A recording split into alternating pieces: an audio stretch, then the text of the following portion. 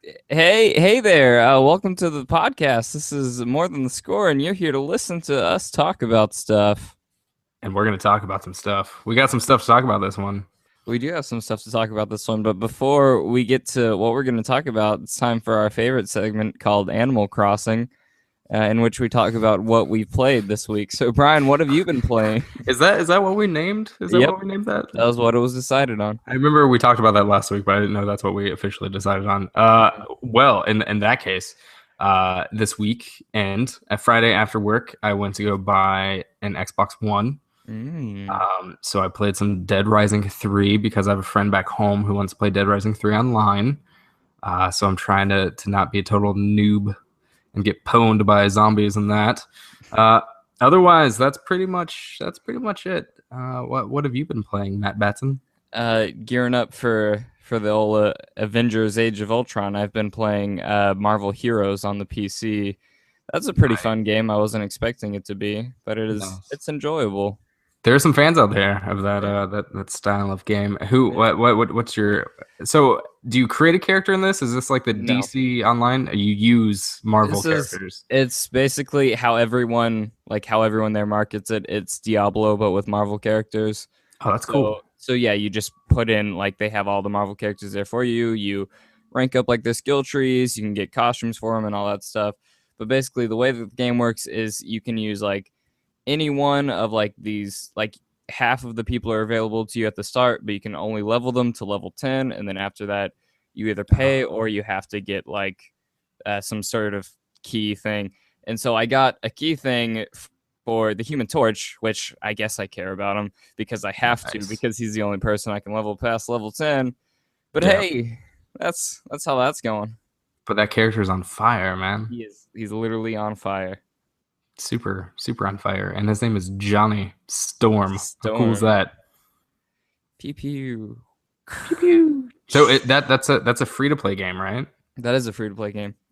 Maybe I'll have to play some of that. Yeah, and jump on there. We could go and fight in the streets. Fight in the streets. Are you gonna be the Human Torch? I'll be the Human Torch. You can be. I'll have to be like Aquaman so I can defeat you. Oh, that's DC. Damn it. Balls. I'll just be a firefighter with a bucket of water. That'll win. That'll be the Human Torch every time. I've heard that fire is weak against water. That's what Pokemon taught me. Yeah. They'll teach you. Have you played anything else? Just Marvel? Pretty much just that. I haven't had much time for other games with finals and whatnot. Yeah. Oh, right. Because you just finished semester. As of right now, as of 5 o'clock on Monday evening, I finished my second semester of the college schools. Congratulations! You're now what, 6 semesters away from graduation? Something like that. Nice. Yeah. It'll be here. It'll be here before you know it, man. I'm telling you. So. Nope. Don't hope that. Don't hope that. Hold on to these days. They are the best. After this, things get weird. Your body starts falling apart. Friends move away, and all kinds of weird shit happens. Hold on. Looking forward to that. Yeah. But first you got to graduate. So yeah, all those finals and papers are not fun in the meantime. So anyway, speaking of at 5 p.m. on Monday, in our little news thing that we're doing, the news from nowhere of nowhere's news. Yeah, the one we still didn't think of a name for this, but we got to think of a cool name. So ukulele, which is the spiritual successor to Banjo-Kazooie, they started a Kickstarter this week. I forget what was that Friday that started? Yeah, that's Friday. Yeah. Friday at noon, this thing started, and within 2 hours, it had already passed its goal, which was $270,000, which is pretty impressive. Mm-hmm. As of Monday at 7 p.m., it was over $2 million. So we're gonna get one hell. We're gonna get one hell of a game. Getting that ukulele for sure. Ukulele, because they passed their goal almost tenfold. They're on the way to that, so that's pretty cool. That's our little random little tidbit for the week. So lots of people out there that play video games obviously have a lot of expendable income. So next time someone complains about games being too expensive, you can say, "Hey, fuck you! Did you vote or did you give money to this Kickstarter? because you could have used that money towards like buying games and stuff. But it's cool because it ends up in a new game. And lots of people, I imagine, did do the option of giving enough money that you get like a digital version of this game. Yeah. So that's pretty cool. And then they get to, what do you think about these Kickstarters for video games? I'm fine with them. I've never supported one for a game, which is weird. It's interesting because like you'll always like I've gone on there and looked at games and you'll see something that like looks great and it seems great and you can support it, but you might not get what you paid for because you're still paying for an unfinished product, and so you don't know how the execution will be on their plan. Yeah, so I mean that's totally true. Yeah, so they're kind of sketchy. And I think in this case though, you can feel pretty confident because this is a pretty established group. It's just amazing that it doesn't get investment from actual investors. Yeah.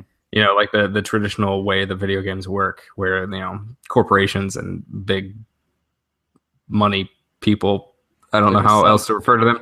They just hand out money to like, hey, make a game, right? And they're like, and so okay, we'll give you money back, right? Exactly. So I don't know why this one didn't get that, but apparently it's popular enough that it's definitely going to get made, and they're going to have money to spare.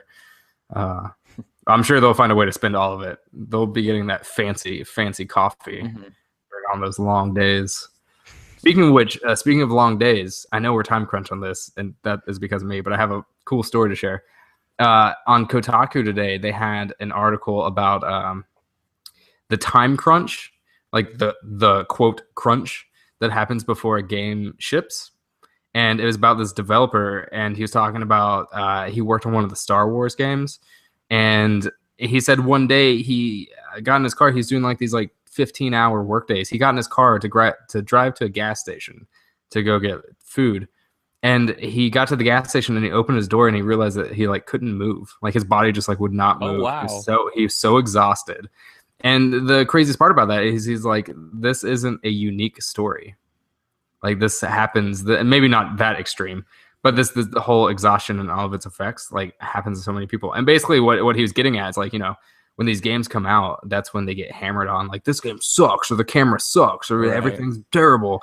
And he's like, there are people that are making themselves physically ill so that people like you and I can shit on these games, which makes me happy. That's one half of this podcast, that we don't come in here and just shit on games. Right.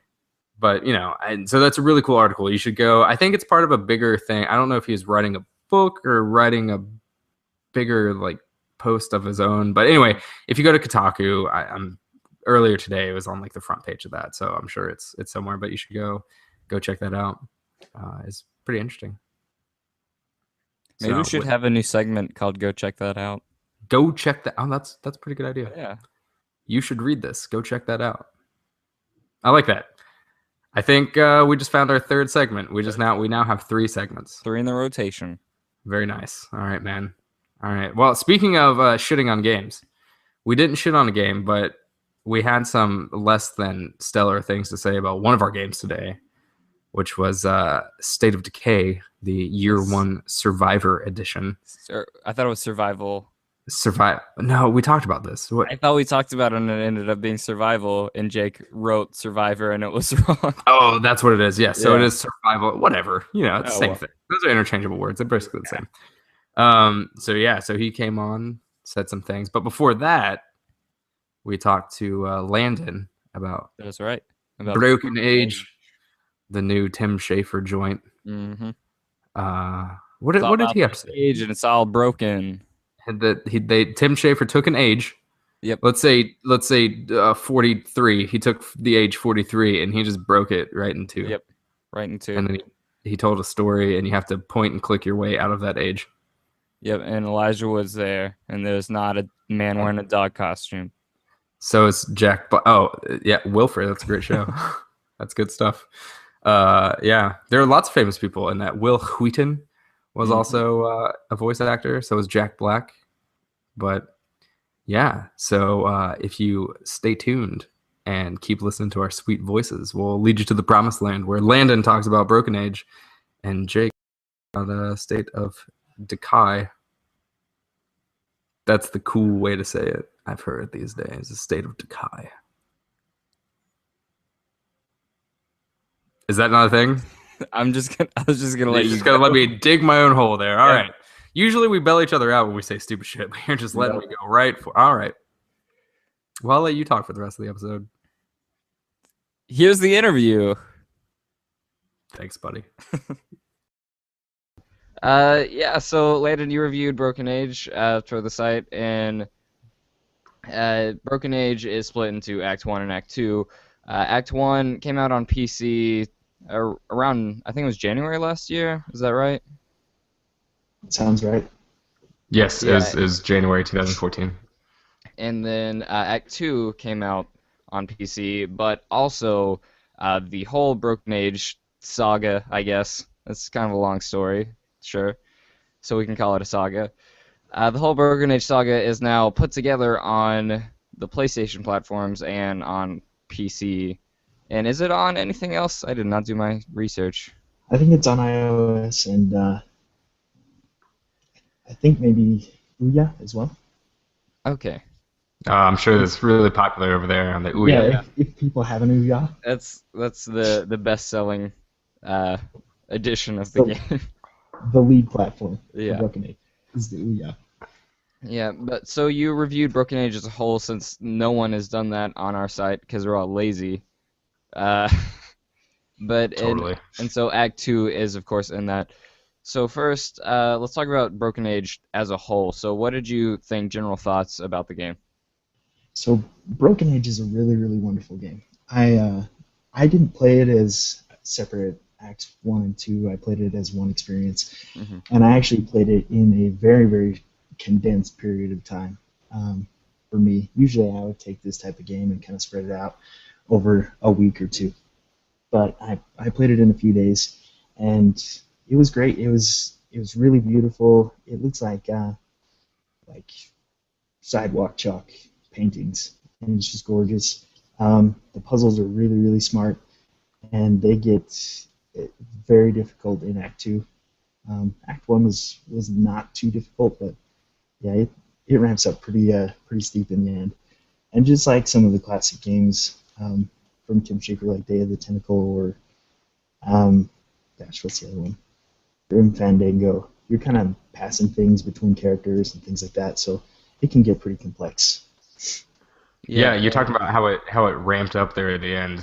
That's the one thing that is kind of like the overarching theme for me, listening to people talk about this game, is that like the last little bit of it is just hard as shit. Just as far as it's time consuming, and it's stuff that you have to write down things. You can't just remember everything. And did you have to do that too? Did you have to like write down stuff to remember things? Oh yeah, for sure. I had diagrams, I had charts, I had all sorts of crap that I had to write down. Nice. And they give you lots and lots of information and expect you to remember it for quite a bit of time. And some of it's kind of convoluted, like you have to hook a wire to something and hook it in the correct order across like multiple points.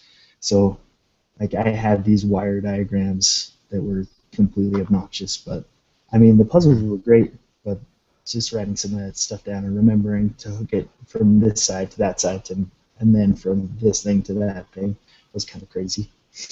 Do you feel like that added to the experience or took away from the experience?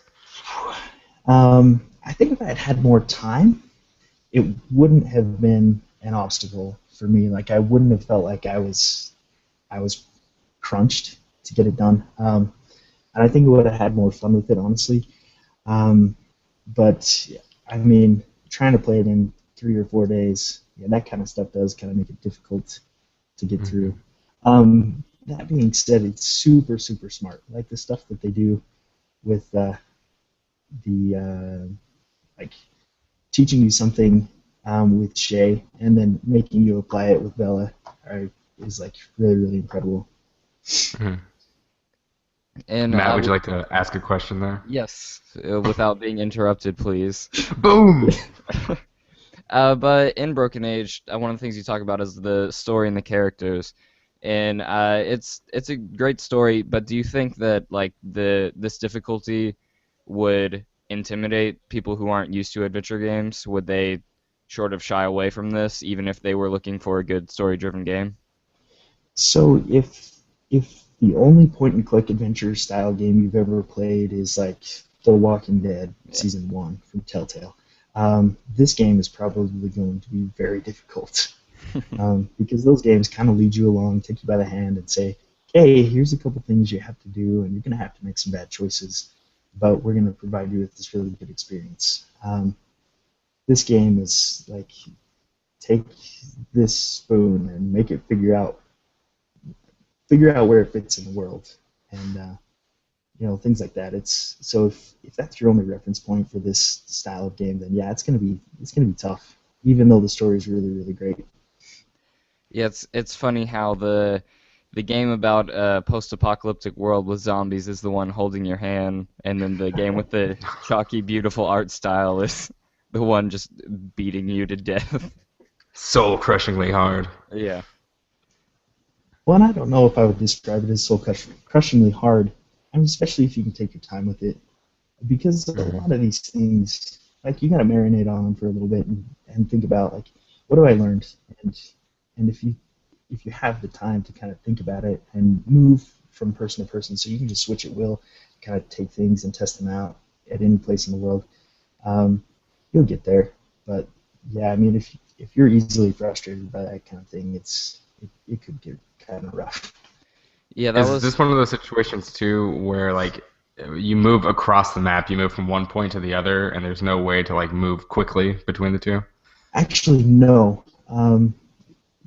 The folks at Double Fine did something very, very great with this game, and I was going to be very frustrated with this game because of that. There's a section in Act 1 where I missed an object that wasn't like immediately, didn't seem immediately obvious to me that it was something that I needed.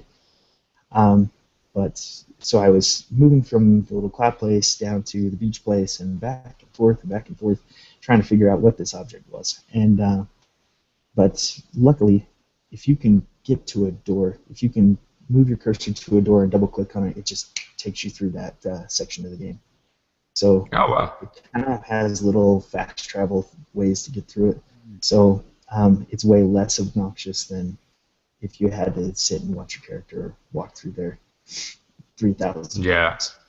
Yeah, all those old point and click games from like the late 90s, man, those were killer because you'd get on the level and then you had to like click through every little section over and over. Yeah, and the inventory management is really, really good too. So like, if you need something, you can just click R1 or L1 to kind of cycle through really quickly. It's super easy to combine stuff because that's something that you do a lot in these games, is take two things and put them together to make something new. So a lot of really smart improvements that way, but it's still got that Tim Schafer core where it's just like there's some smart puzzles. Mm-hmm. Yeah, that was one thing I was curious about with it being on the PlayStation 4, how the controls were set up. Like, do you still have a cursor? Is it still like literal point and click? Yeah, so you have a cursor that you control with the left stick. Another really smart thing they've done is if you move the right stick, it'll snap to the next object to the left or the right. So if you've missed something, then it makes it a little bit easier to find that something in the world. So yeah, you can just snap around and kind of see what you can interact with and what you can't. And let's talk more about Act 2 specifically, since that's the newer piece of the game. And so you already mentioned the big difficulty spike. Is that like all that they really change, like in terms of gameplay towards in the second act? No, like there's a section in the ship where you're basically controlling a computer and kind of looking around through the ship, and those puzzles are kind of difficult too because you kind of have to.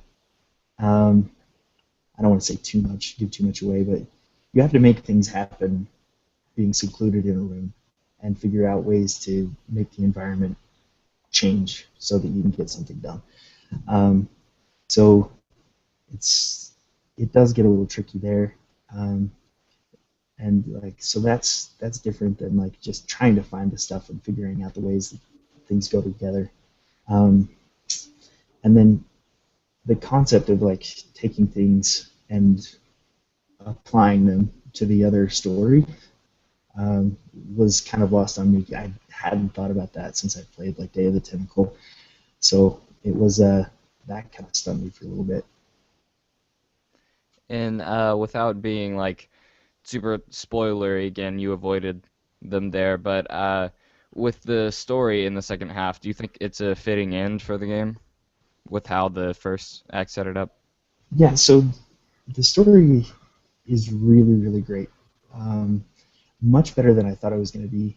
It kind of pulls a fast one on you right at the end of Act 1, and it takes a little while for it to shake out. The payoff is great if you can make it through the puzzles. So I would definitely recommend anybody that's struggling with it to just keep after it. I'm sure by now there's wikis if you need some help to get through it. So yeah, it's definitely worth it. The characters are awesome. Even the people that you don't interact with that much, like Bella's family, they're all really funny. The grandpa especially is kind of an old crotchety man that loves to frost cupcakes and things like that. So it's really awesome. Brian, any more questions? Yeah, I wanted to ask, like, story-wise, what did you take away from from specifically the second half, but I guess the whole story? So, what did I take away? That's kind of a hard question. Not like the ninth grade forever? literature. Yeah, not in that way, but like, I mean, what's the general outline here? Like, how do these two people's stories like interact and all that stuff? Like that's supposed to be like the big part of this, is that it's like this duality story, right? Right. So it's set up as kind of like two parallel stories where these two people are going through things where society's pushing them into something that they don't necessarily want, and they're frustrated by that. And once you hit the end of Act 1, you kind of see that may not be exactly what it seems in the beginning. And the second act is really about like these people finding themselves and being happy with the situation that they're in, and finding a way to get along with everybody. So it's a super awesome story. I love stuff like that. Like Ni no Kuni was my favorite game from like the last couple of years, Nice. just because Oliver is just such a good character. Like he has this tragedy, and he just makes the best of it, and he tries to make everyone around him a better person. So it's kind of like that. It's got this nice little note at the end where it's just a nice payoff. How did the voice acting fit in there as far as with all this like celebrity list of people? So the voice acting is really, really, really good. I would say especially good. I don't know that I've heard too many things that are better than Broken Age. The production value in the game is just rad, all the way across the board. One thing that I said in the review that I maybe should have talked about more is the music. The music is excellent by far. If I could just go buy the soundtrack today, I would. I don't know if I can. I haven't. But, yeah, it would be I'm sure you can somewhere. something that I would be listening to regularly. And I think that adds a lot, especially in this type of game where it's very driven by the characters. It's very story oriented. You have to have that level of buy-in, or so you can buy in. So yeah, it's excellent. Did you have a favorite voice actor? Because I mean, you've got Jack Black in there, the Kung Fu Panda himself. Yeah, you can't top that. So I think Bella is my favorite character in that game, just because she's so bound and determined to kill that monster, Mob Chothra. It does not matter what's going to happen. She's so feisty and awesome. Nice. And the voice actor, I don't remember her name, is just super awesome. Very cool. Matt, do you have any final questions on the Broken Age? I don't believe so. All right. Well, I guess that'll wrap it up. This is the most concise, on point little interview we've ever had. We're growing up. I think I was afraid to go off topic because what we talked about before we started. Landon, you scared me out of my like natural habitat. I was hoping that we would talk about Destiny or Death Cab for Cutie or something like that. Do you like Death Cab? We can talk about Death Cab. Yeah, I do like Death Cab. I'm really stoked for the new record. Did you get the new record yet? I haven't got it yet, no. But everything I've heard, it's really good. You should go buy it. If I were into pirating, I would just send it to you, but I don't like to break the law like that. But yes, I can tell you that it's really, really good. Although I have to say, for the whole album, it's beautiful and it's nice, but it sounds like Ben Gibbard has a stick in his ass for the entire all 10 songs. So that Zoe Deschanel stuff. Yeah, the Zoe Deschanel stuff really screwed him over. So, and you can definitely hear it, but it makes for good Death Cab music. That's for damn sure.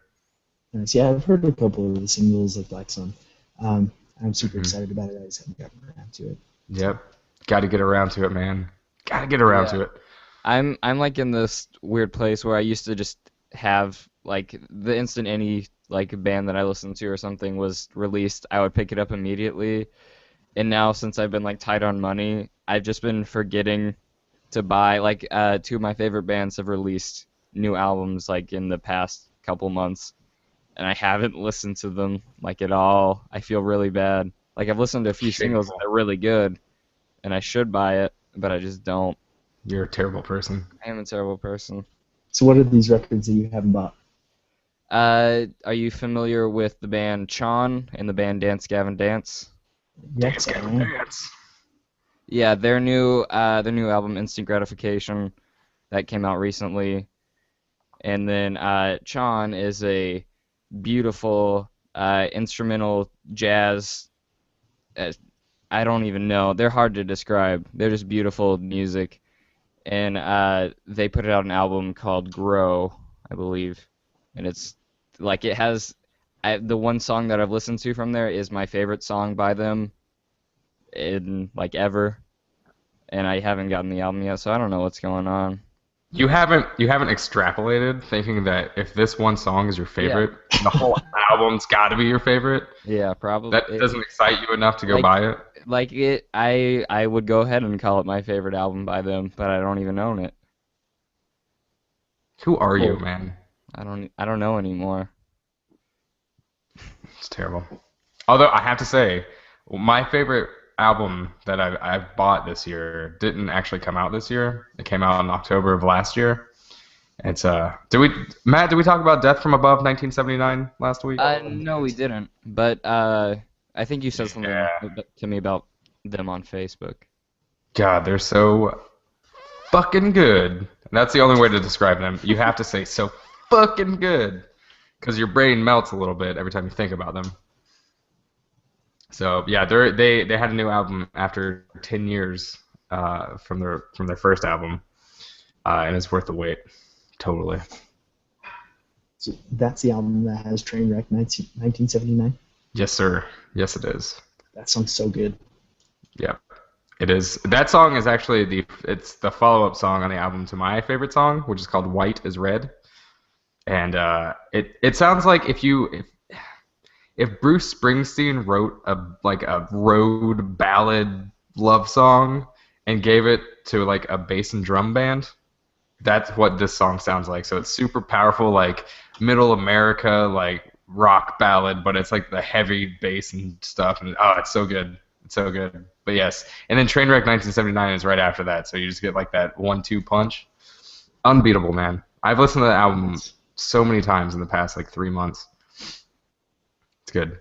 You guys should go buy that one too, or I could just send it to you. I need to. I winked, by the way, everyone that can't see this. I said wink, so maybe they'll get the idea. Yeah. Excellent Foley work. Yeah. Good job. Yeah. All right. Well, unless you guys want to talk about more music, then we should probably get this Jake Decker interview going. What are you talking to Jake about? We're talking to Jake about State of Decay, the 1-year anniversary edition. Survival Instinct Collector's 2.0 Turbo Ultimax. Straight to your face. Hardcore. Update firmware 2.175. One of those. Yeah. Nice. I don't own an Xbox One. I've never played that game. So I just bought. Well, Matt and I will probably talk about this in the intro. But I just bought an Xbox One yesterday. So Congratulations. yeah, oh thank you. yeah, I saw that in the chat. Yeah, I'm pretty excited. It was a total impulse buy. I thought of the idea of buying it like 4 days ago, and then I didn't get less excited over the past 4 days. So I went and bought it yesterday after work. They've had some killer bundles, man. They have. But I was gonna say I've been holding off on them just because I don't think I have the room for it. But I know that I'm getting cave when Halo 5 comes out. Yeah. Yeah. Yeah. Is that end of the year? What was that? Does that come out at the end of the year? Yeah. Have they announced the release date? I feel like I don't they know. did. Let me find out. How about you talk about things and I'll Google it. Talking about things stalling while Brian's gonna find something. Are you Russian in the 40s? Because you're stalling. Oh. Yeah. October 27th. October is 27th. the current date. So I got some time before it happens. You do. I'm also pretty excited. I didn't think about this until after I bought it, and then one of my friends brought it up that because I really love the first Tomb Raider, like the reboot Tomb Raider, and then so I get to play that when it comes out. Yeah. Because they're doing the whole timed exclusive stupid thing. Yeah. It's still, But as soon as I set it up, most people. Yeah. As soon as I set it up, I just felt really bad for my PlayStation because I still love it more. So, no contest. All right, well let's wrap this up, and yeah, Landon, thanks for coming on and talking about Broken Age. All right, thanks for having me. Wait, we didn't do it. Whoa. This is like 2 weeks in a row we didn't do this. You got to get your 60 seconds of talking time. Landon, if you're on your deathbed, okay, I'm painting this picture for you. You're on your deathbed. Paint me a word picture. Yep, your kids they're sitting in front of you. They're like, "No, Dad, please don't go." And you're like, "I'm sorry, it's my time." And they're like, "Wait, before you go, tell us about Broken Age." And then this is your chance before you die. Just like that.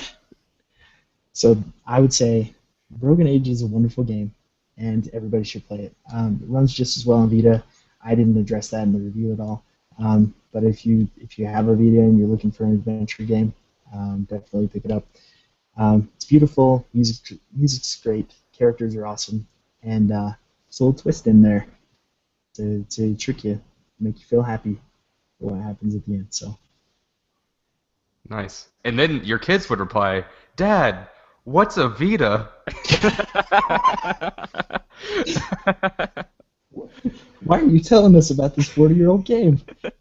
Yeah. Great stuff. Right. That was a good one, Matt. You're like Van Gogh with word pictures, and Landon, you knocked it out of the park. Yeah, I just felt like I was there. Yeah. I want you when you're actually dying to think about this moment right now, and say, I'm not gonna do this, but Broken Age is totally in my head right now.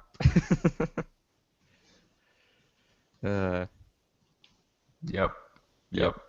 I just want to let that moment linger, so this soaks in. Let it sink in. Just let it wash over you. Exactly. All right. Well, Landon, we're gonna bid you adieu. Thank you for coming on to More Than the Score for the first time ever. We'll see you back soon, hopefully, maybe. Do you have any? Are you doing any games in May? I should be reviewing Wolfenstein: The Old Blood. So. Oh, that is intriguing. We are doing a giveaway for at Middle of Nowhere Gaming. You can visit and get that for free, and you can listen to the episode after you played it, and you'll be like, "Hey, I have opinions too, and Landon's opinions are similar to mine, or not, or maybe just like that. He's an idiot." Could be. I guess we'll find out next month. So when that game comes out, you play the shit out of it, and then you come tell us about it. All Deal? Right, sounds good. All right, man. Have a good one. We'll catch you later. Thanks so much, guys. See ya. All right, Jake Decker, welcome back. What is Jake this like? Double Decker. Is this like? Oh, that's a good nickname. Why haven't we done that before? I don't know. I just thought of it. You guys are the first ones to come up with it. That's for sure. Really? You've never heard that before? No, I hear it all the time. Oh, damn it. It's literally his legal name. Oh, Jake Pretty much, Double Decker. Is that how you introduce yourself to ladies at the bar? Hey, what's up? They call me Decker, Double Decker. Pretty much. You nailed it. I mean, I think that's pretty charismatic of you to call yourself Double Decker. So Yeah, it works sometimes. Most of the time it doesn't, but you know. Is it one of those like 60% of the time it works every time kind of things? Exactly. Yeah. Nice. That's what I thought. Well, welcome back. What is this, like the 4th or 5th time you've been on here? Jesus I think it's the Christ. 3rd. But yeah, I think I'm the most prevalent. I think. Yeah. Well, no, I don't know. Maybe not. Which is weird. It's you and Courtney. Yeah. Oh yeah, of course. Because I've only reviewed 3 games for this site. Like I didn't review anything for like the first 6 months or so I was there, because like everyone would take all the good stuff basically, and then they did this like the draft thing, and then it's like, all right, well I'll pick what's there, and then I've been at least trying to review 1 a month, which I think I've been doing. But Well, you're reviewing the good ones these days, or at least the ones we want to talk about. yeah.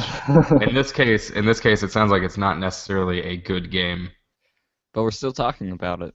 We are, and that game is State of Decay. The Year what was the one- thing? Year What was one the Survivor Edition. Yes, which is a survival stupid name. edition? Sur- Yeah. Oh, okay. Oh, survival. Okay, then I messed that up on the review. Oh well, it's in the the picture. Well. So Survival. Oh, yeah, Survivor, I did it right. I survival. wonder if I still have permissions to edit. I'm sure you do. Well, it probably doesn't matter. It's already out there in the universe. It's So- already been buried anyway by all the news stories. Maybe it's so bad. This game is so bad that it doesn't deserve to be fixed. That's just your way of leaving a black mark on it. So why don't you give us your overview? First off, this game came out on the 360. It came out on the Yeah. 360 in 2013. Was it PC too? What's that? Was it on PC too, or is this one on PC? I think they were both on PC. I don't know. I played it on Xbox, and I enjoyed it. Like I had a lot of fun with it when I first played it, but I mean it was hard to ignore all the technical issues when it first came out. Like the frame rate must average like 10 frames a second half the time, and like Nice. it's lots of screen tearing, lots of pop in. I mean it was a disaster, but like a lot of reviewers, I didn't review it, but I mean when I played it I was like, okay, this is fine because it's so ambitious, and I think that's what is the most impressive thing about this game, is that considering Microsoft probably didn't give them a lot of money, they made a game that's more ambitious than a lot of AAA games that I've seen, which is cool, and a lot of that does pay off. Unfortunately, with this remaster or survival edition, it almost seems like they didn't even try to fix a lot of the technical issues. I've heard they fixed a lot of the tearing, but there's still tons of pop in. The frame rate, like whenever you get in a car and start driving, it stutters. Whenever you see a crowd of zombies, it stutters.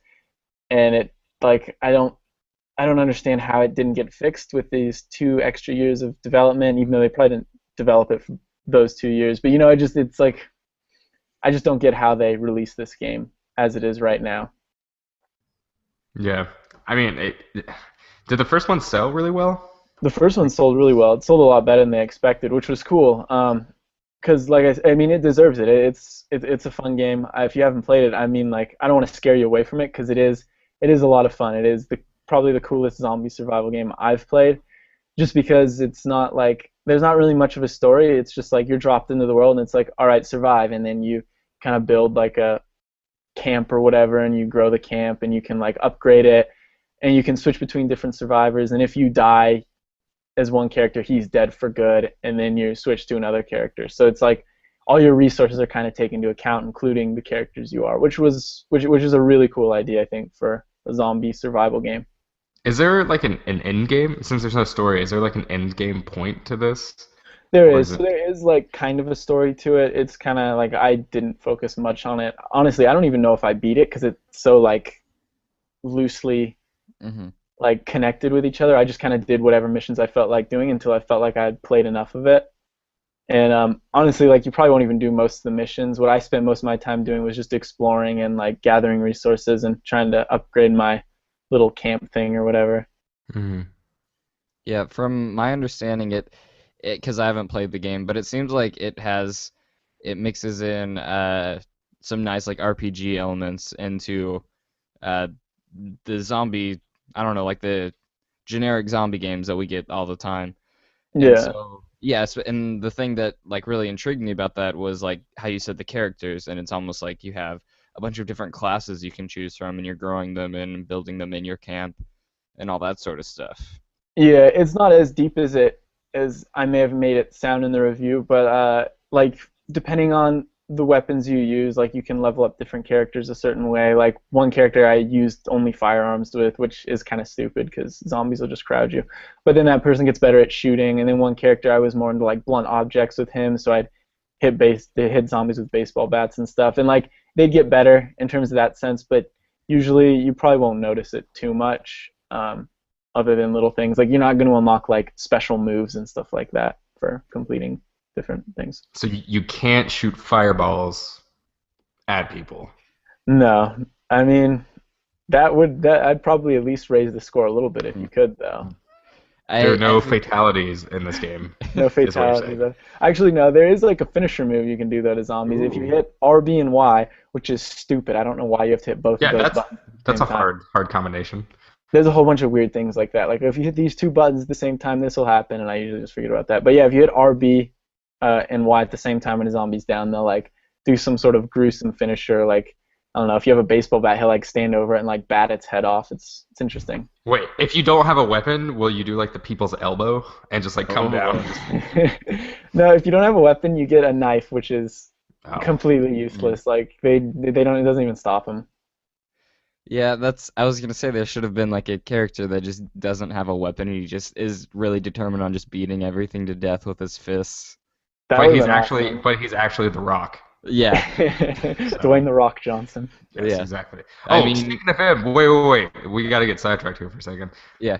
There was a preview, a trailer San that I saw for a Andreas. movie. I was gonna go into that too. We were on the same wavelength right there. I'll let you say what you're going to say then. I was going to say that would be perfect because in the movie San Andreas, it looks like he's going to punch an earthquake to death to stop it.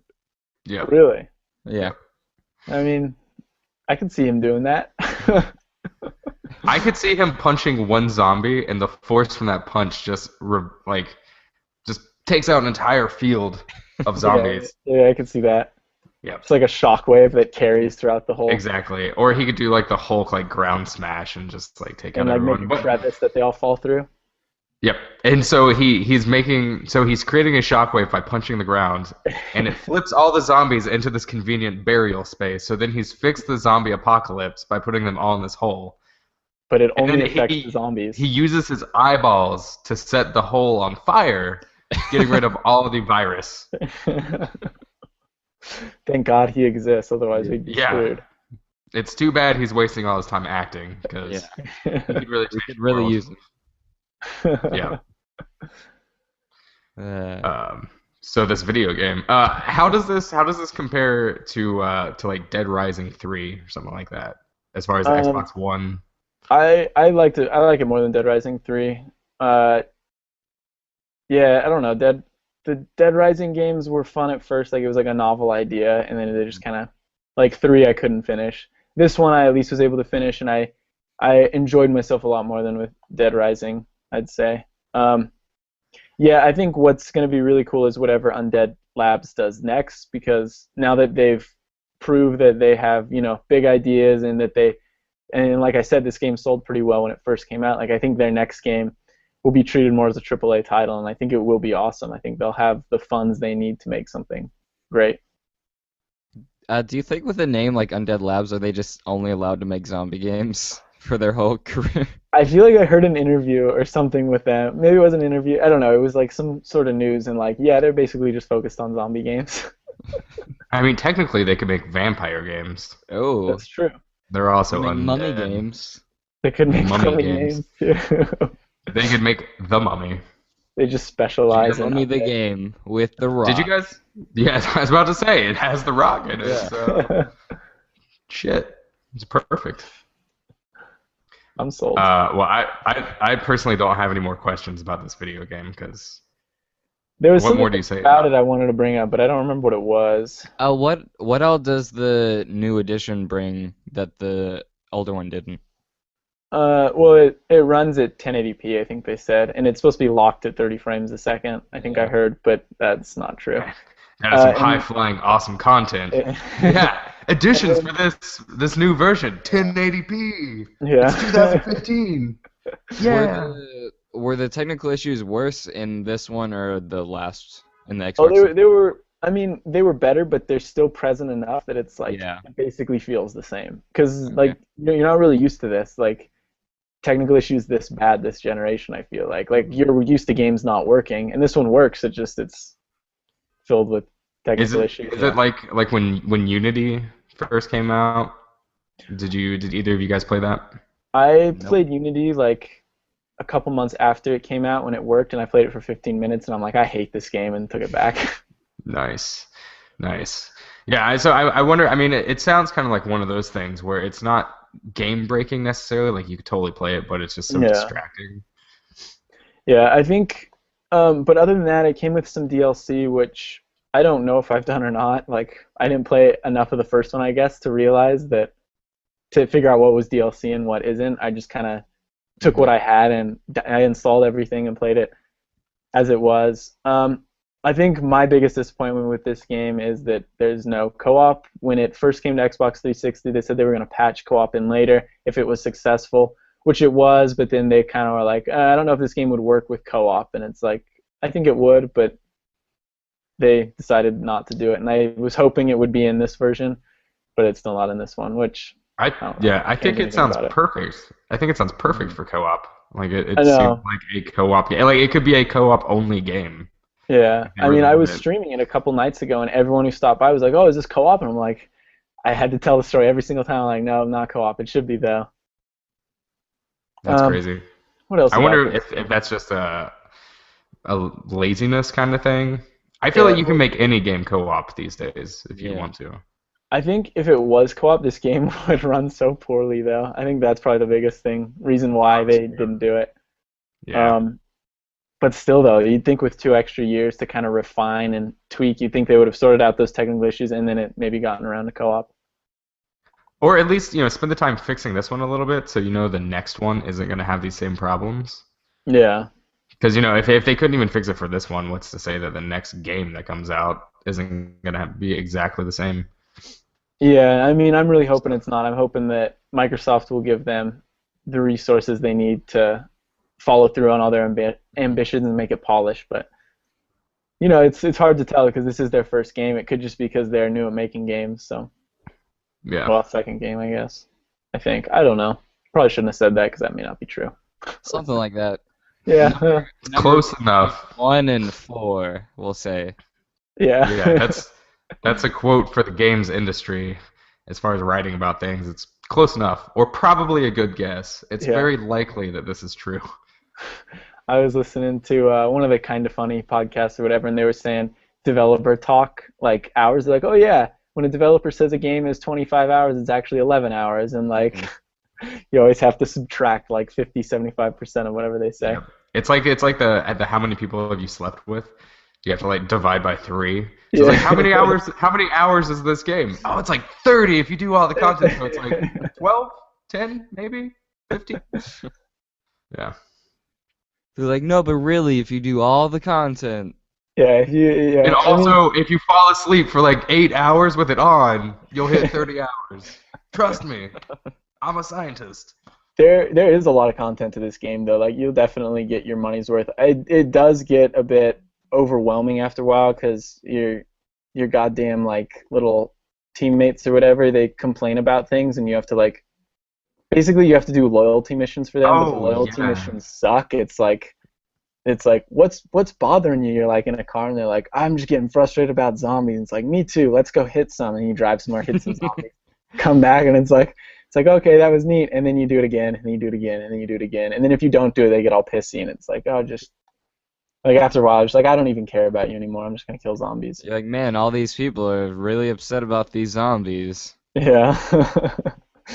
But then another interesting thing too is that like you can only raid each building for supplies once. So in theory, once you've raided every building, like there aren't really any supplies left in the world.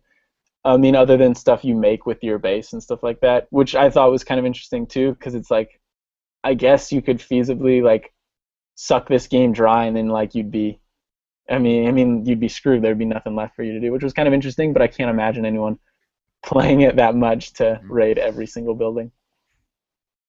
Interesting. I wonder if any 360 gamers did that, because that seems more likely than someone playing on Xbox Yeah. One. 'cause I'm it might sure no I'm longer- sure someone did. I was looking at some forums while I was reviewing it about like the story, just some extra information that I couldn't find out, and like people were like, "Oh yeah, I've beaten it 3 times and I'm on like 150 hours." And I'm like, "Oh man, that's I think that's the other thing about video games is whenever you're playing a game and you think to yourself, man, wouldn't it be crazy if that if always exists Yeah. somewhere else? Wouldn't it be crazy if you played Skyrim for literally 1,000 hours on the same character? Someone did. Someone out there has Yeah. played Skyrim for 1,000 hours with the same It's like everything you can think of.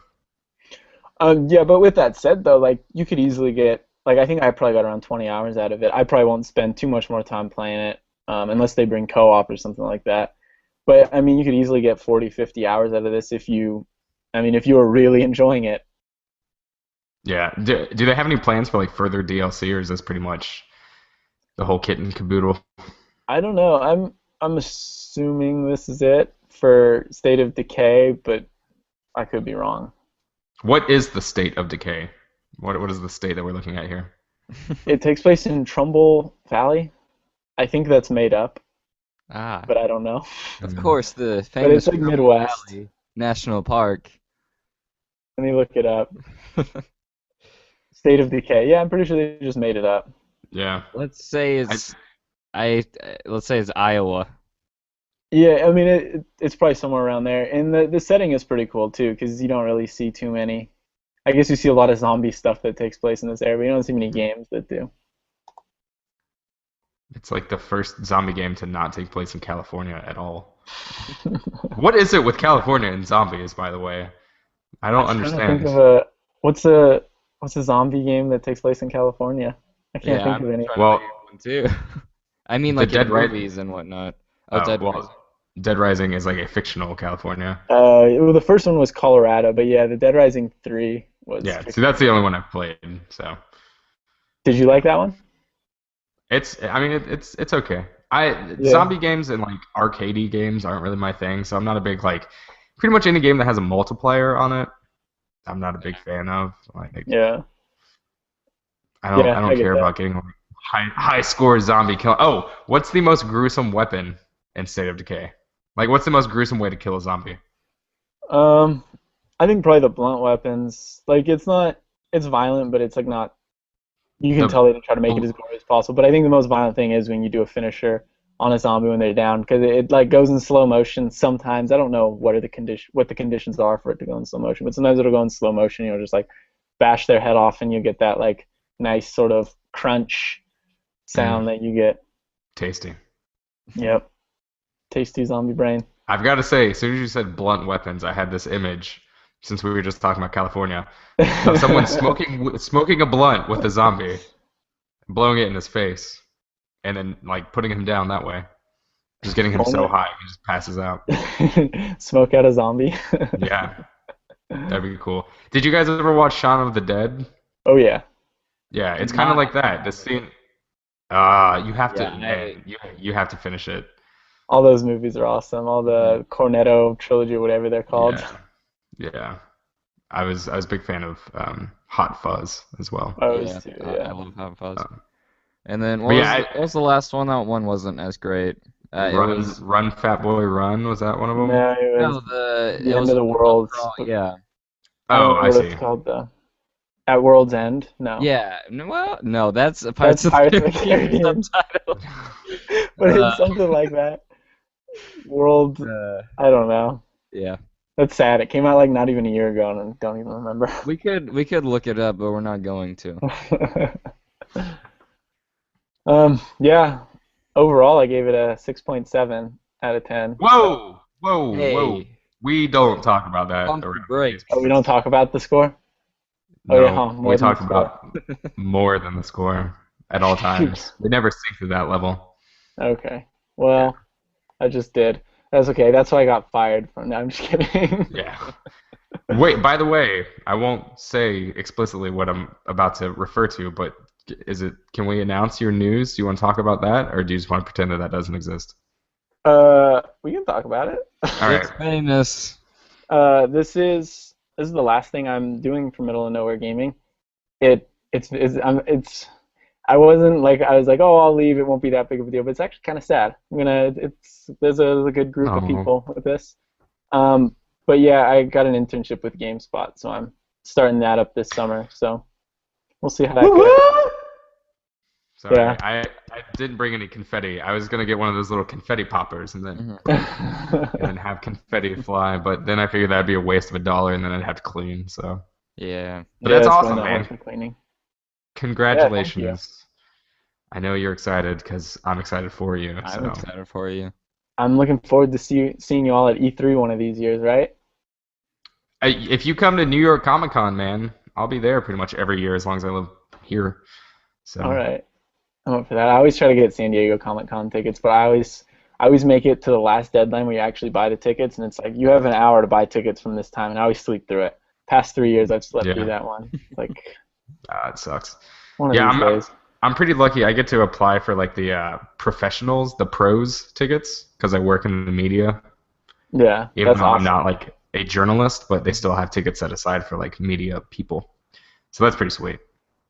But yeah, that's awesome. you guys should come to New York Comic Con, and then maybe I'll just come to California for no reason.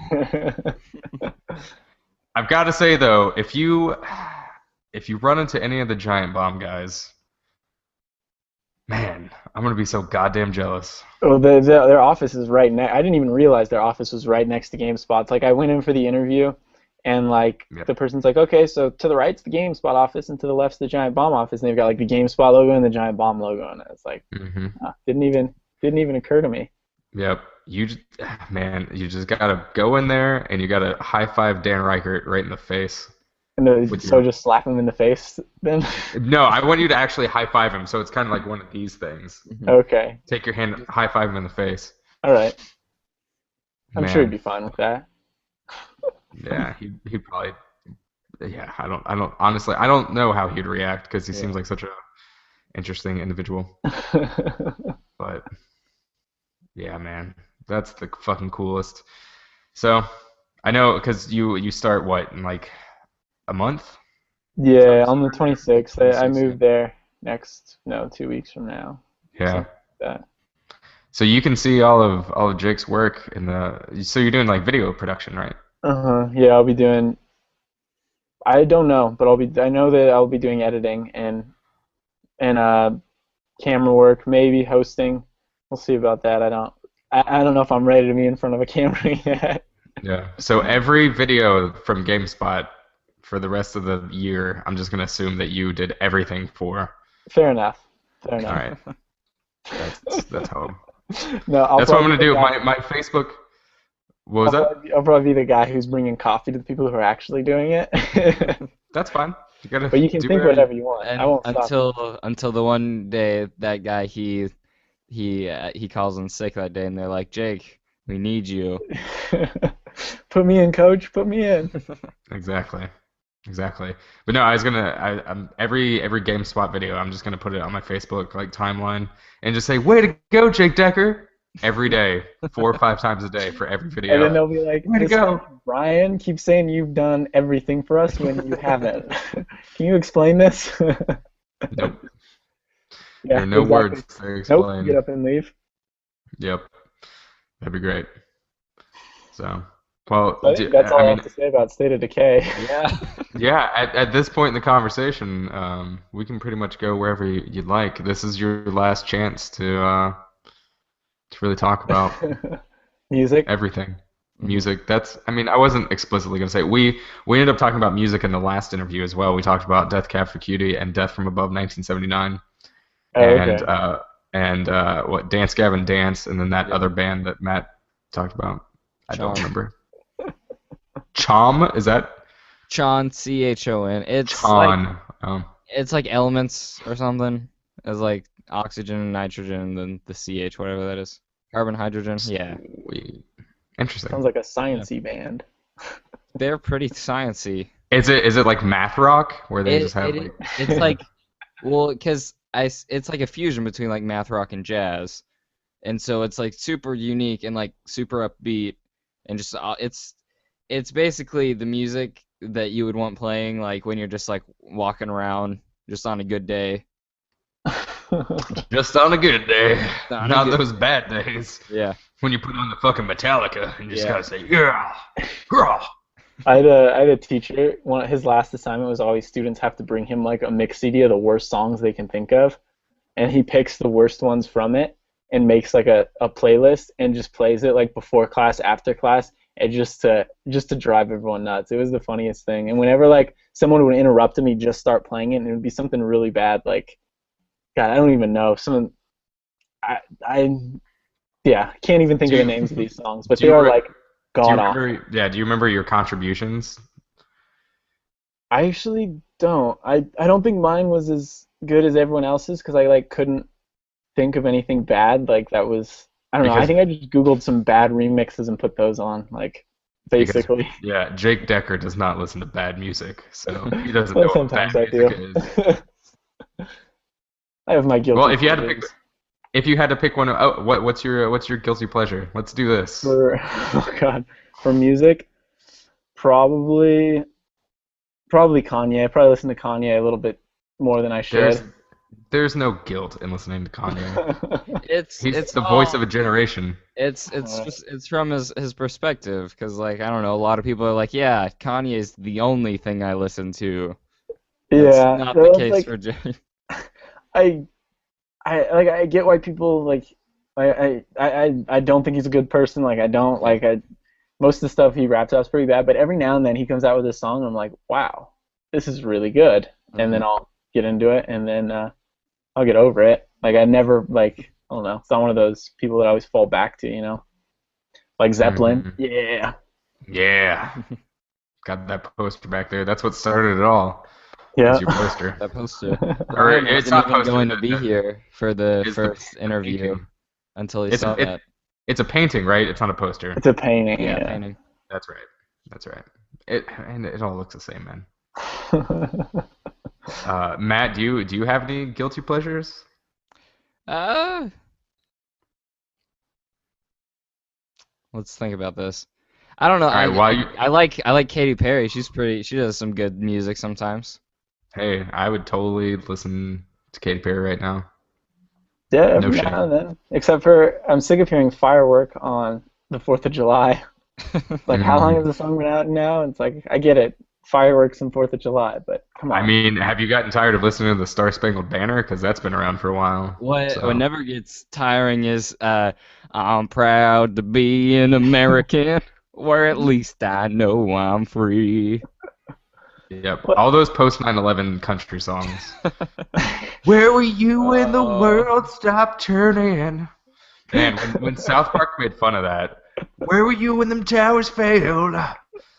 Like it's terrible. The whole like tragedy behind that is terrible. But those songs were so fucking bad, and they were just like commercial. Like they were just making money off of exactly. What happened. And it's just so stupid. But so they deserve to be made fun of.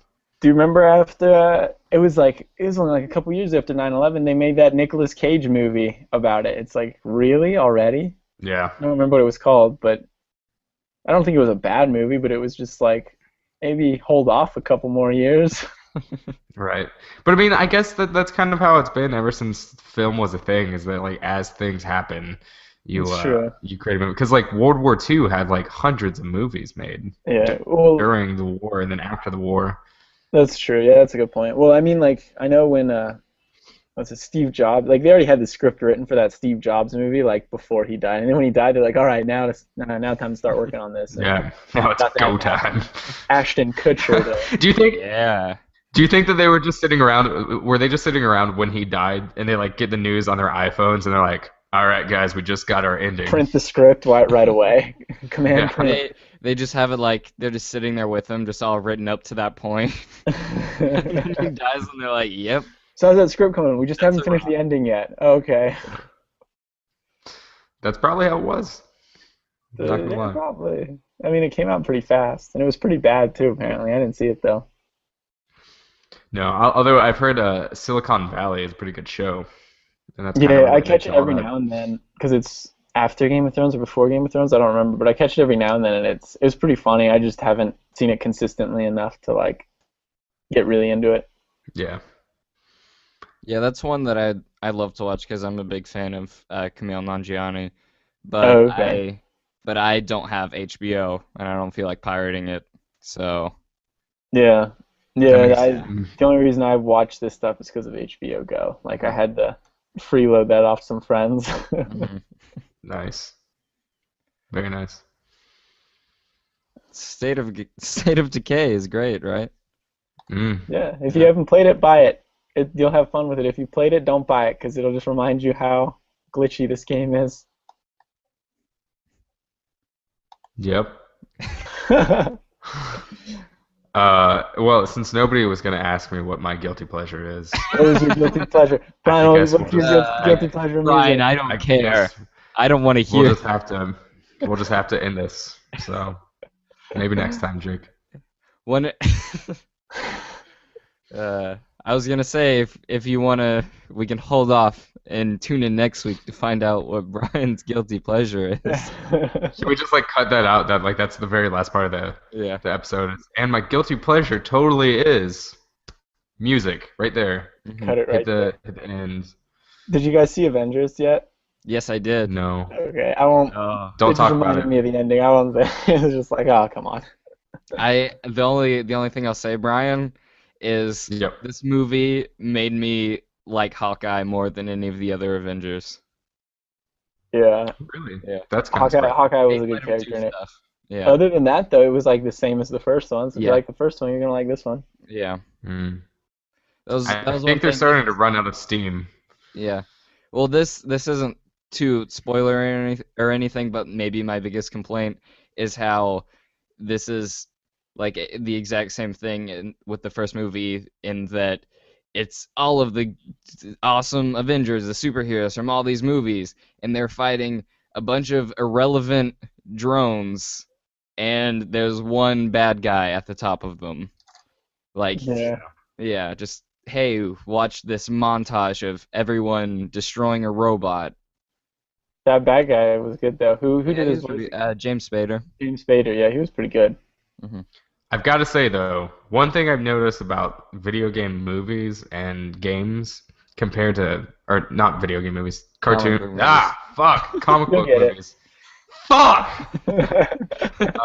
Anime movies. One thing I've noticed about the Metal Gear Solid series is that so comic book movies and video games, as compared to comic books themselves, is that there's so much more fighting of just like you're saying, irrelevant drone type characters. Like if you read comic books, that doesn't happen that often. Yeah. Like they're always fighting like a big villain, or maybe fighting a few people to get to a big villain. But fuck, man, like playing those Batman games, you get tired of beating up like random thugs every 5 seconds. Yeah. Yeah, well that's like I think that's the biggest thing video games are gonna start to struggle with, especially the ones that are looking more realistic. It's like I mean, that's why Last of Us was so good because it did get this right, but like there's kind of like a dissonance between the two, you know? Like it looks really real and then you go out and just mass murder so many people and then you go back and like Tomb Raider is a good example. Like she kills someone, cries, and then kills an entire village. Yep. Like, okay. Yeah, like in the beginning of that game, she's like terrified, and then just like 5 seconds later, she can just kill everything there. Well, that was always like the biggest complaint for me and for a lot of people about Grand Theft Auto 4, was that the whole time you're playing as Nico, he's like, oh man, I came here for the American dream. I didn't want to kill people, not this again. And then he just blindly murders thousands and thousands of people throughout the game. And drive on the sidewalks, like run over people. Yeah, like they've got to figure that out. They can't have characters that have like remorse for killing if they're gonna have them kill a ton of people. Yeah, and it's weird though, because... Sorry, go ahead. But I was gonna say, like, one game that a lot of people loved that I think did that like the worst of all is Far Cry 3, to the point Oh, where I just hated playing as what was his name, Jason. Yeah, he Because was a like in super little bitch. yeah, like in the first mission, he's just like, "Oh, I've never held a gun before," and just like saying the stuff, and like it's a little bit shaky. And then after that, everything's all good, and he has a magic tattoo that lets him kill everything more efficiently. Just Stone murder, Cold like Killer. literally just whatever character he had in the beginning is just gone, and he like it just turned into a weapon. It's funny because like before games were so realistic, it was one of those things where like people just didn't really notice, you know? Like it's like, oh yeah, it's a game, of course you're doing this. And then like now it's like, wait a second, you're trying to make me care about this character, but then at the same time, I'm a killing machine. It's like I don't. Uncharted is another good Yeah. example. Hmm. And honestly, I don't know how they can ever fix that problem. Like the reason Last of Us did it was because it was like super realistic, and they did kind of play on that a little bit. But not every game is going to go that route because that game, I mean, its gameplay was a lot different from other third-person Yeah. shooters. I guess it was a lot slower paced. Yeah, I think the only third-person shooter that's like really had that choice of killing or not killing was Deus Ex: Human Oh yeah, Revolution. yeah, Like that was so good because you could actually go that entire game without killing someone, and you could have that character that didn't want to kill people, and it came yeah, like it would come up over and over again about how you approached everything. So yeah. I thought that That was was a cool. good game. But you can't. Then again, at the same time, like it'd be so boring if every game was like, all right, you can kill everyone, or you could sneak through the whole world. So Yeah, exactly. It's kind of like a weird sort of it makes you a think weird though. place. Yeah, it makes you think though whether there've got to be more games out there that are just not about killing other people. Yeah, You know, I mean, I know that that's like the point of almost every game is to kill something, yeah. whether it's like jumping on its head or karate chopping its face off. Hmm. But man, there's just got to be like better stuff. Like Heavy Rain. Did you guys play Yeah, that that? game was cool. I still have Like so, yeah, it was so good, and Yeah, you never had to kill anyone. Like, of course, you had to chop your thumb off at one point if you wanted to, but yeah, that was intense. That was a good game. Did you ever play Beyond Two Souls? no, I haven't played that one yet. I liked it. A lot of people hated it. Yeah, I that thought it was one was good. super polarizing because I had Yeah. like another close friend who was like, "This is my favorite game." Well, like Uh, I was really into it when I played through it. Like I was like, this is awesome, and then I've never once wanted to replay it. Like Heavy Rain, I at least replayed again. Heavy Rain's much better. That's for sure. Okay, But I thought it was that's still. good to know.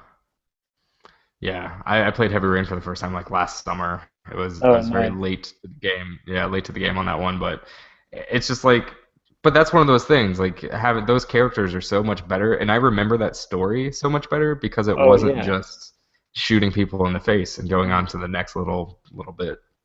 Yeah, So I played that when it came out, and I still remember the story to that. And I played Call of Duty Advanced Warfare like 3 months ago, and I have no idea what happened other than Kevin Spacey says things every now and then. yeah, and then you like pay your respects at a funeral. That Yeah, Brother happens. Dex pay respects.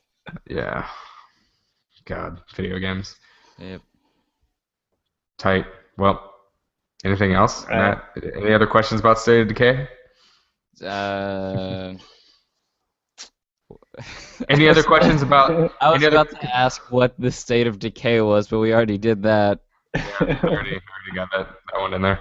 But I will Hey, ask, what is the state of decay? As in, how is the It's decay that's going? how I meant to ask the question earlier, but it turned out not state as like geography, but state Yeah. as in like current status. Hmm. Okay, okay. I don't know how to answer that though. Are things actively decaying at a quickening rate, or is it leveled off? I don't know how you would answer that. Yeah, I don't know how to answer that either. It's a steady level of decay. There we go. In the middle of Iowa, we've decided. Yeah, Hmm. Iowa. Yeah. Iowa's a pretty cool state, though, for real, guys, if you ever get a chance to go. I haven't been. I have. Have you really, Matt? Yes, I have family there or had family there. I'm not sure. I'm pretty sure had, because I would Mm. know if they were still there. I've been to where is it? Nebraska. I've been to Nebraska. That's probably like the closest to that area I've Pretty been, which close. isn't even that close, but It's basically the same. Yeah, that's what I've heard. Nebraska. people that corn. Yeah, people that live on the coasts, I've found, don't really have good geographic Of the Midwest. handles on the Midwest. It's like this big blob. Everything between like Utah and Indiana is just like a blob. That's about right. Like I know my East Coast pretty well. I know my West Coast pretty well. And West Coast is easy because it's like all California basically. Yeah. Right. East Coast has like Delaware and Massachusetts and Rhode Island. You got to figure out where all those go. Yeah. Connecticut's a state too. People forget about that. Which I still can't spell. Connect, I cut. Just Connect, pro I tip. cut. Yep. That's I how don't remember that. combine those. The hot take on spelling Connecticut. Yeah. This will go into our linguistics podcast. Yes. Been a games podcast, a music podcast, and a linguistics podcast. We're just gonna have just a website devoted to podcasts with me and Matt and assorted people. I say go for it. You're welcome to join. So can you? So do you think you'd still ever want to come on just for like 10 minutes at some point? Because I'm gonna miss you, man. Yeah, I know you're not gonna be talking about video games that you're reviewing, but I can still. I'd be up for that. I don't know. I feel like I wouldn't fit in that well because I wouldn't be reviewing anything. But you wouldn't. What do you mean you wouldn't fit in? Because I'd have to. What are you guys going to talk? What are you going to talk about? Like, just what what have we talked about for the last 20 minutes? Okay, fair enough. Good point. I feel more comfortable in these conversations with you than at any other point during this podcast. So this is the peak. If there's like a slow week or something, just let me know, and I'll definitely make an appearance. We could actually make it like a segment. So once every like month or two, we just have like an alarm go off in the interview that we're having with someone, and they're like, "Time to get the fuck out! Jake Decker's coming in." Like, so what do you think of The Witcher 3? I thought it was alarm goes off. Cut it. Sorry. New hangout. I think that's a great idea. So, all right, but it's been real. Good luck with all your GameSpot stuff and the move and all that funness. Yeah, it's been fun. Good luck to you guys as well, and thank you. Thank you. I'll be sure to send you a bunch of questions about life all the time. Go for it. Sweet. All right, man. I'll answer back with more questions for you. Okay, that sounds good. You can ask questions about New York. Catch up, right? They ask questions of each other? Yeah. Kind of. Yeah, I guess. Maybe we could start. We could be pen pals. We could just write letters to each other. Yeah. Okay, I'd be up for that. It could be like a 3-way pen pal chain. So I'll send it to Matt, and then Matt will attach my letter to his, and then send it to you, and then you reply to both and send it to me, and then we'll just make a little circle here. I think that would work perfectly. Yeah. All right. Looks like we have our plan then. Or we could just email, and that would be easier, or Facebook. No. Yeah. No. Yeah. No. All right. Well, that was. You have 60 seconds to talk about State of Decay. Go. Talk about it. Say things. All right. It's a great game if you haven't played it before. There's lots of unique ideas. A lot of them don't work though, but still, you'll probably have fun with it. But if you already played it on Xbox 360, then you probably won't like it. And it still has a ton of glitches. So, yay for glitches. Yay. All right. That was pleasant. That was like You 15 passed. seconds, but that's all right. That's good enough. That's the best. All right. Well, we're gonna get out of here. This is it for the week. So All right. you have a good one. You too. Well, that was fun. Again, good luck to Jake on your internship and having fun and being famous and good at your job and everything. We talked about great games today, Brian. 2 great games. Well, one less than great game. One pretty great game. We had a great conversation. We had 2 great conversations. We did. We talked about a lot. We did the typical Jake thing, which is where we talk more about music than video games, which makes me wonder why we don't actually have that podcast where we talk about music. It's the middle of nowhere music. Middle of nowhere. That's true. One day we'll get there. One day. Yeah. Yeah. Totally. Definitely. Dolphin. Wait. So I could say State of Decay, but dolphins are an animal. Decay is not a thing. No, but dolphinately is not an actual word. Yeah, God. it totally is. Like for shark, man. Oh my God, do you practice this in your free Boom, time? boom, boom. No, it just comes naturally. Oh, naturally, because they're all animals, so it's like nature. That was pretty good. It's just second nature. Oh, no, I already did that joke. You have to find your own. It's kind of a different joke. It's different enough. No, it's kind of the same. Speaking of different enough and also kind of the same, next week will be episode 11. I think that's how we describe every one of our podcasts. It's different enough, but I mean, pretty much all the words we say are basically the same. There's a different number with next week's episode. We don't know who will be on, but you can listen and you'll find out who's there. Oh, hey, by the way, Matt Batson. Yes.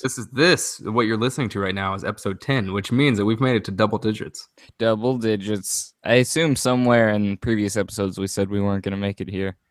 I'm sure. Yeah, we're super pessimistic about this. Indeed. But yeah, so congratulations. Round of applause for you. Yep.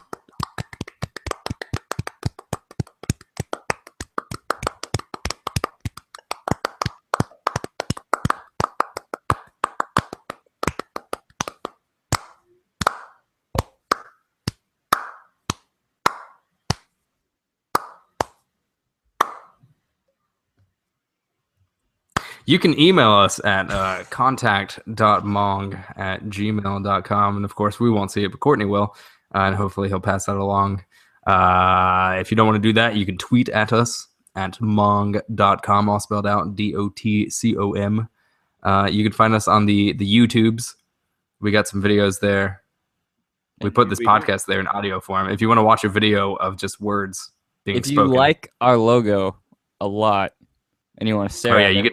You get to look at it for like an hour. Yep. It's pretty solid. You can put it on in the background while you do other things, whatever nefarious internet plans you have, or while you're just playing a game. You can go to youtube.com/mongnetwork. You can go to our Facebooks and Tumblrs and Instagrams and stuffs. Just search for Middle of Nowhere Gaming or Mong or that kind of stuff, and you'll find us. You can go to our website. Matt, what's our website? I forget. Our website is middleofnowheregaming.com, and we got a whole bunch of news and reviews that you hear about and editorials and whatnot and crap like that. Yeah, so help boost our Alexa score by going to visit our website, and maybe people will give us more money for advertising, because then we can give away more games to people like me and you. Except me and you, we can't win those games, but you can, you listener. I think we might be able to. Do we have a giveaway going on right now? I feel like we just did, right? I know we did the Old Blood. I think that just ended. I think there's one more giveaway, or no, it's not. I'm not sure. Well, head over to middleofnowheregaming.com and you'll find out if there's a giveaway or not. Yeah, we might be giving away free stuff right now. We don't know.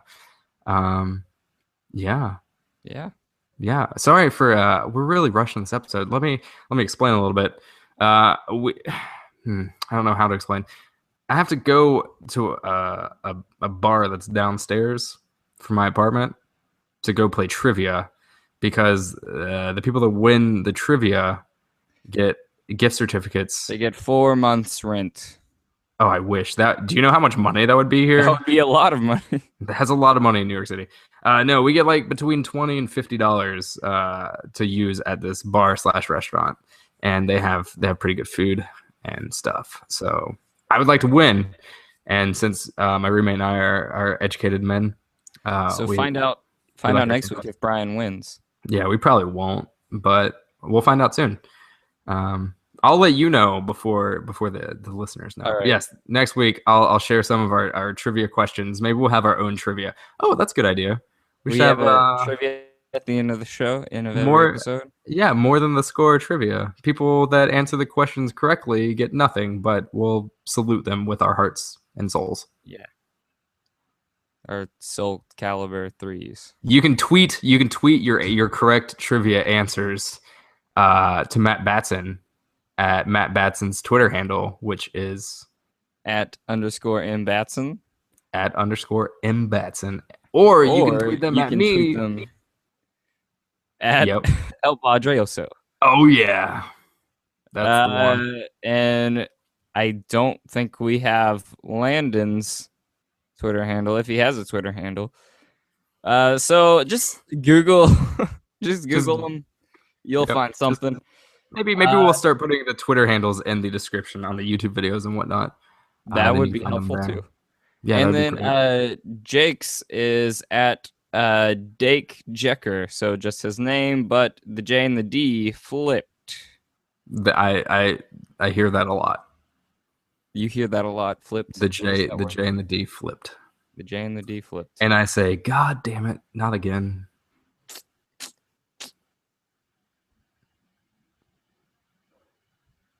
Yep. It's been one of those podcasts. One of those podcasts. One Get of out of those. here. I am gonna get out of here. Go in some trivia. Yeah, I'll see how that goes. I'll let you know. I may cheat. Maybe I'll if there's something that I feel like you would know that I wouldn't. Yeah. I'll Or shoot if you a there's text. if you see a sheet of paper near the host, try and snag it. Oh, that's a good idea. I bet they have that shit written down. Yeah. Ah, it's genius. Yeah, just throw like a fork over there. Walk over. Uh-huh. Sorry, I dropped my fork. Pick it up. Just I found a napkin. You're all good. Smart. Super smart. Matt Batson, you're going to be the reason I win tonight because I'm going to be a super cheater. Super cheaters are the best. That is the more than the score way. I don't condone cheating, people, friends, listeners. Matt Batson, I don't condone cheating. But if you're going to do it, make sure you win while you cheat. There's no point in cheating and losing. That's the fucking truth. And on that note, I think it's time. It's time we get out of here. Go on now, get. Carry on, my wayward son. That's me blowing out the candles to the show.